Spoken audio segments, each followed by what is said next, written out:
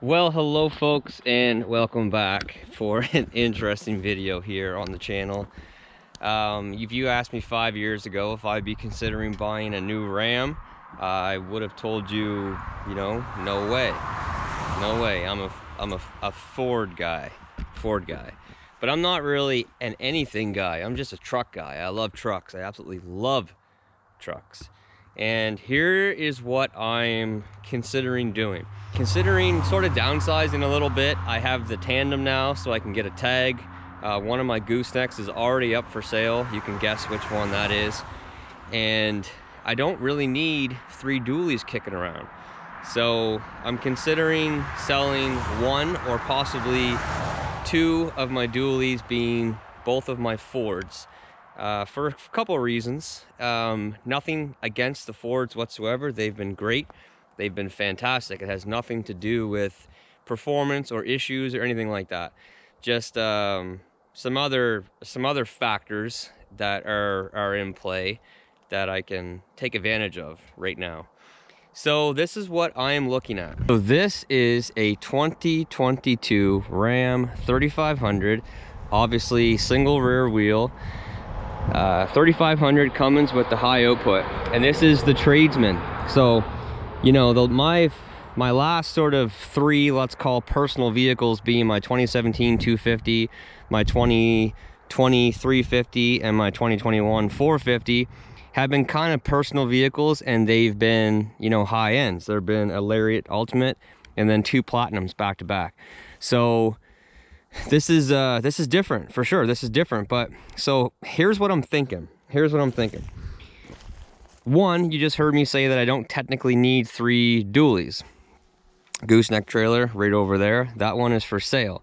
So I do not need 3 dualies.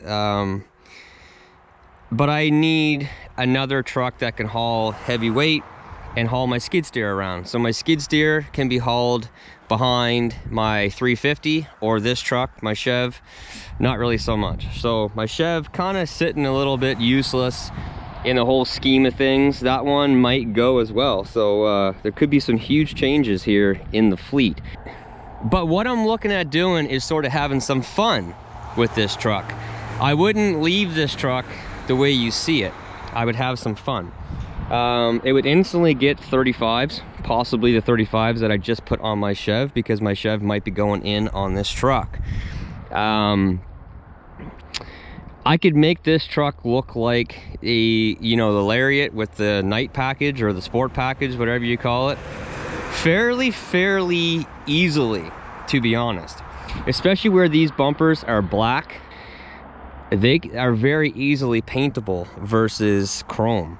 So what I would do is I would color match where the black is. I'd color match the paint on the front, and basically what it is it's this and this in body match, and leave the grills here and the grill here in black. And then I could do that in black if I wanted to.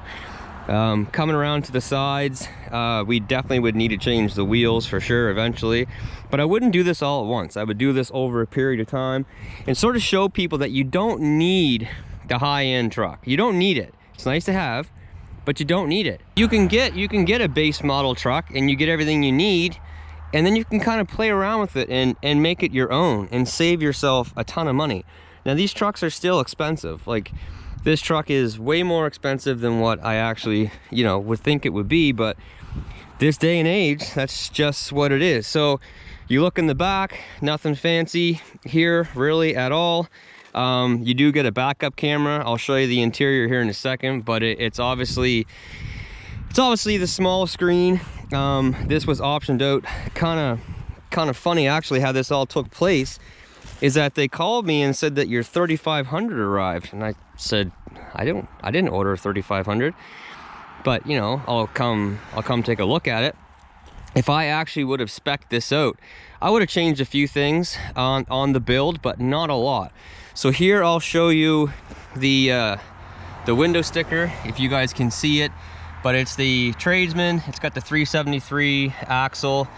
The options are the billet silver metallic, the cloth front 40 bench seat, Preferred customer package 21A, fifth wheel gooseneck prep package, no spray in bed liner.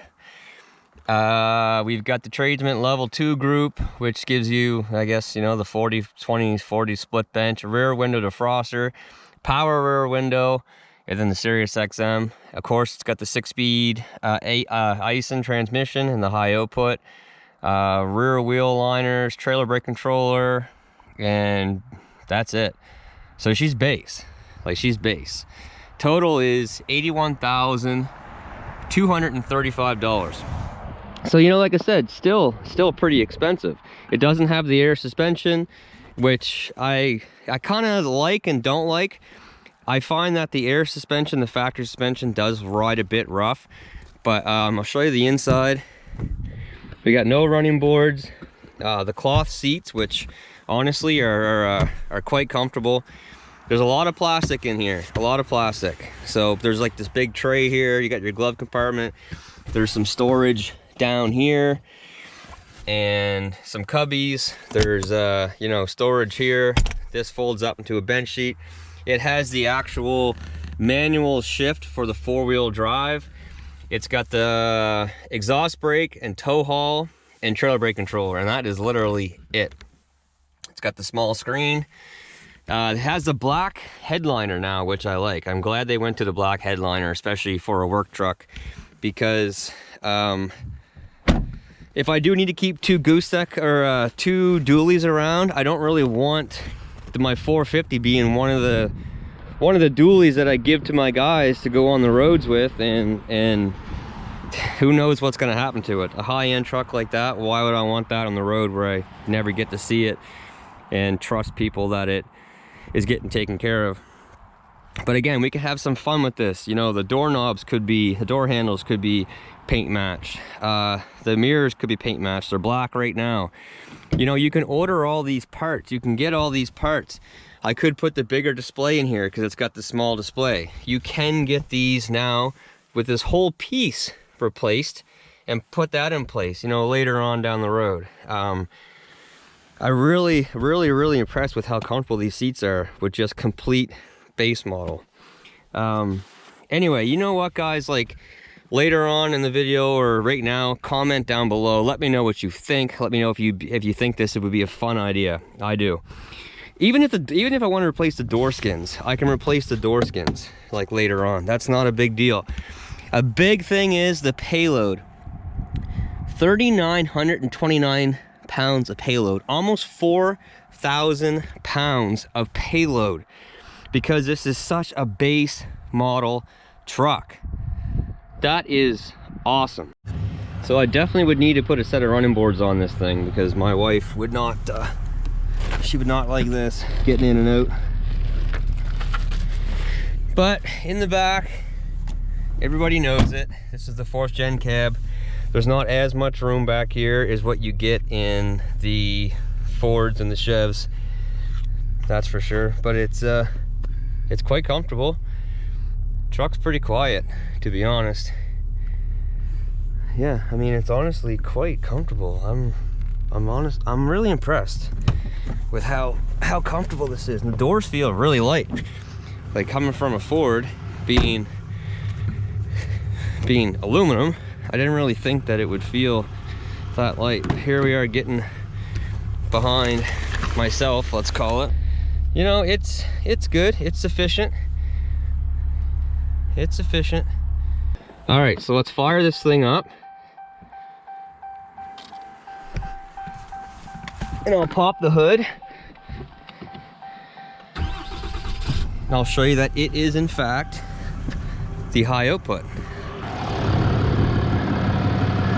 So there you see right there, high output. And you also can see, I probably can't show you, but CP3 pump. So that's awesome. CP3, no CP4 anymore. So much more room under here than my Fords. Well, all right, let's take this, let's get this out on the road and just see how she drives. All right, well, here we are, pulling out of the dealer. The truck is, truck's fairly cold right now. It wasn't running at all. I don't know how to read the... Oh yeah, there it is, temperature gauge. This is all new to me. Smells new. One thing I'll say about these Rams is that they really give you a high seating position. That's one thing that I like about them, and I dislike about them too, is that they are very high. Like, I'm only like 5'9", and I'm up here where I'd want to be. But I can tell you that my initial thought is the seats are extremely comfortable, and the mirrors really aren't that terrible in a single rear wheel, the way that they are with folded down like that. The dualies, that's a different story. They're pretty tough to drive with the mirrors down in the dualies, but it drives smooth. The shifts were really smooth. I want to see if I can get some information here. Again, I don't know how to use too much of this stuff. Fuel economy. Let's reset that. Just for giggles. I do think that the Rams, they heat up quicker than the Fords. My 450 has that supplemental heater, so that warms up pretty quickly. But I find that the Rams, they heat up way quicker than the Fords do. But anyway, my initial thoughts is that it's actually quite comfortable, especially for a complete base model truck. Like, this thing doesn't have a lot in it, as I showed you. She's plain Jane, that's for sure. I think that they ride better without the air suspension, and it seems like it's pretty high up here. So like I said, I think that I could have, you know, some fun with this truck, where it's base model, but it's the color that I like. It's like my favorite color for the Rams, especially when it's all body matched. But yeah, it's a cozy ride here. Way more comfortable than my 350 XLT. Like, way more comfortable. All right, let's put this exhaust brake on.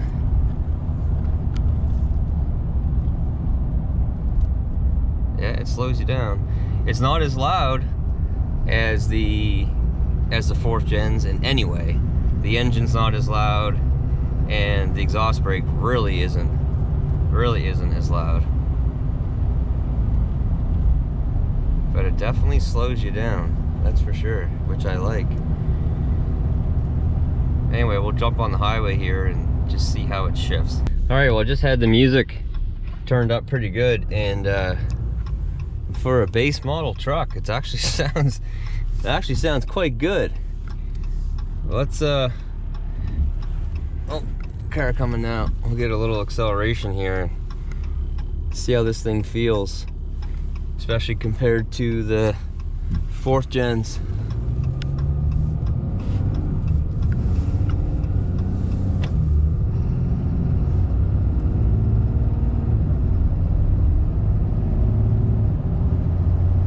Definitely defuels a little bit, first and second to third, but still pretty smooth. I'm not gonna even pretend that this truck is as quick as the Fords, because it's not. But you know, how fast do you need to be when you're driving one of these trucks? But it drives really nice. Like, drives really nice.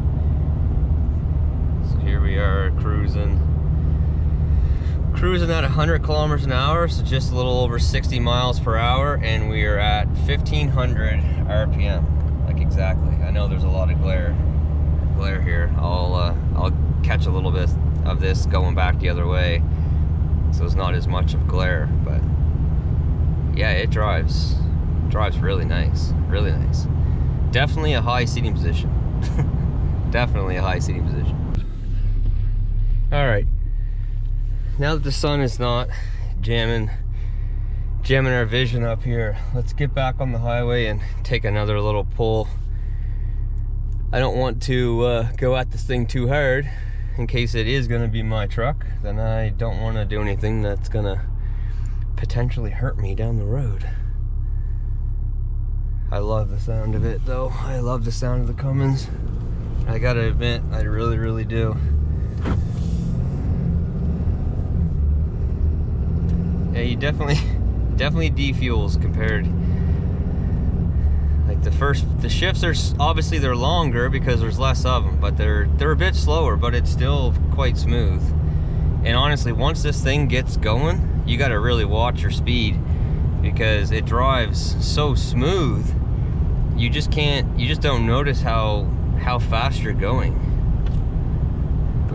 which is pretty cool. You know, like this has like the cheapest suspension on it that they offer, really, and it feels really good. Yeah, well, here it is. That's my idea. You guys gonna have to let me know what you think.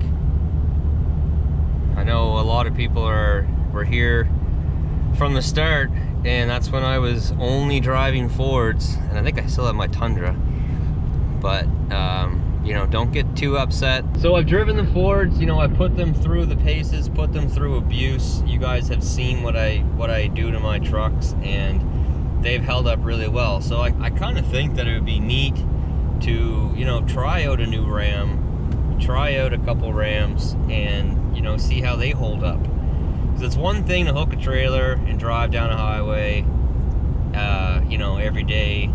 That's what these things are really known for. But, you know, beating over the roads that I beat over, you know, maybe eventually I'll have to put a plow on this truck and see how it holds up compared to how my 350 has held up. But that truck, I can guarantee you, my 350, that truck is not going anywhere at all. That thing is staying until it literally collapses to the ground. That truck is staying. That one's not going nowhere. But yeah, I just think it would be cool to do a comparison, not just so much, you know, here's how this tows compared to how that truck tows, but, you know, here's how it holds up in the long run. Plus, you know, here it is now, but here's what you can do with these things. You don't need the high end, you know, here in Canada, they're going to be like 120 grand for, you know, like a Laramie Longhorn or a Limited or, you know, whatever. They're going to be 120 grand easily. It doesn't matter if it's a Ram, a Ford, or a Chev. That's how much they're going to be. $40,000 more than what this sticker price is on this truck. Currently, they're at like 102, 103, which is still $22,000 over the sticker price on this truck. You can do a lot of stuff with $23,000. You know, especially if you wanted to sink $20,000 into your truck. But yeah, I'm pretty impressed with how this thing drives, that's for sure. But anyway, guys, I'm gonna head back to the dealer now and drop this off and, you know, do some thinking, see how you guys react to this, and we'll go from there. So if you want me to, if you think it'd be cool to, you know, pick this up, have a bit of fun with it, do some comparison videos and everything else, but also, you know, make it look pretty sweet, then comment down below. But if you think that I'm crazy and I should leave it where it's at and let someone else take it home, then, you know, let me know that too, and we'll go from there. So that's it. So until next time, take care, stay safe, and we'll see you then.